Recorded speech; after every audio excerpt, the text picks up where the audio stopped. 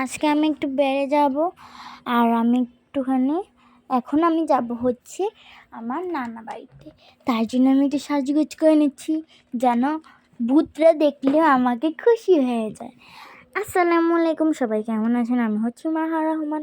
আজকে আমি চলে এসেছিলাম নতুন ভিডিও নিয়ে। আজকে একটুখানি সাজগোজ করতে এসেছিলাম কারণ আমি আজকে নানা বাড়িতে যাব। তা এখন এখানে আমি সাজগোজ করতেছিলাম। আজকে আমি অনেক সুন্দর একটা টু পিস পরেছি আর এই ড্রেসটা অনেক সুন্দর, তার সাথে ওড়নাও ছিল। তো এখন আমি এটা পরেছি, একটু সাজগোজ করছি এখন। আর আমার সাজগোজ করতে অনেক ভালো লাগে। আমি মাঝে মাঝে ভাবি আমি আমার যদি অনেক সাজগোজের জিনিস থাকতো তাহলে আমি সাজতেই থাকতাম। এদিক দিয়ে আমি সাজতেছিলাম আর আম্মু আমাকে ভিডিও করতেছিল, আর আমি এখান থেকে আবল তাবল যা করতেছি সব আমি আয়নাতে দেখতেছিলাম। আর আমি এখান দিয়ে আমার চোখের ভিতরে আছে না, এই যে চোখের এই সাইডে লেগে গেছিলো, তা আমি একটু টিস্যু দিয়ে এটাকে ওই যে পানি টিস্যু দিয়ে এখানে আমি রাজকুমারীর মতো একবারে আমার নানা বাড়িতে চলে এসেছিলাম। মানে নানা বাড়িতে রাজকুমারীর মতো একবারে সিঁড়ি দিয়ে নামছিলাম। এখান দিয়ে আলিফ বসে নিয়ে পড়েছিল, কারণ আমার এখানে একটা বসে ছিল আর ওই সাইড পুরা সাইডে আছে পানি। মানে এত পানি আমাদের গ্রামে, কিন্তু আমি সাঁতার পারি না, তাইলে কোনো কথা হলো? আমি খালিফা সাঁতার পাই না আর সবাই সাঁতার পারে। এখানে গিয়ে আলিফ বসে নিয়ে পড়েছিলাম, আমি একটুখানি বাইরের প্রকৃতিগুলো দেখতেছিলাম।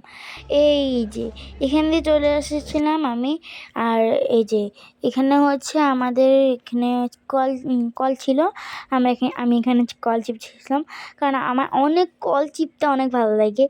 আর এগুলো নোংরা পানি ছিল বলে, মানে এখানে পরিষ্কার পানি বের হইতো, কিন্তু আজকে একটু নোংরা পানি বের হইতেছে। তো এখানে আমি একটু চিপে পানিগুলো ওয়েস্ট করলাম। তারপরে আমি আবার বন্ধ করে ফেলেছিলাম, কারণ এখান দিয়ে আমি আস্তে আস্তে করে বসে এখন পুরো কি বলে এই যে দপ করে ওই যে বসে আমি একলা করে এটা খাইতেছি। আর আমার এখানে মেজাজটা গরম হয়ে গেছে, কারণ হচ্ছে আলিফ এটাকে বেড়াই ফেলতেছিল, তার জন্য এখানে আমি ওকে একটা ধমক দিয়েছি, বলছি তুই এটা ধরার দরকার কি।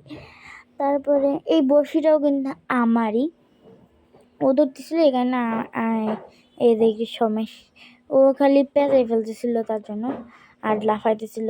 ওর যদি পায়ে লাগে পরে ওর মা আমাকে বলবে কি তুমি আমার ছেলের পায়ে লাগিয়ে ফেলেছো, পরে তা আমাকে দোষ দেবে না। তো তারপরে আমি এখন হাঁটতেছিলাম, আম্মুর সাথে কথা বলতেছিলাম, কিন্তু আমি এখন ফুরফুর করে ছাদে উঠে গেছি। আর এই সিঁড়িটা এত নিচে ছিল। সবাইকে ভালো থাকুক, আল্লাহ।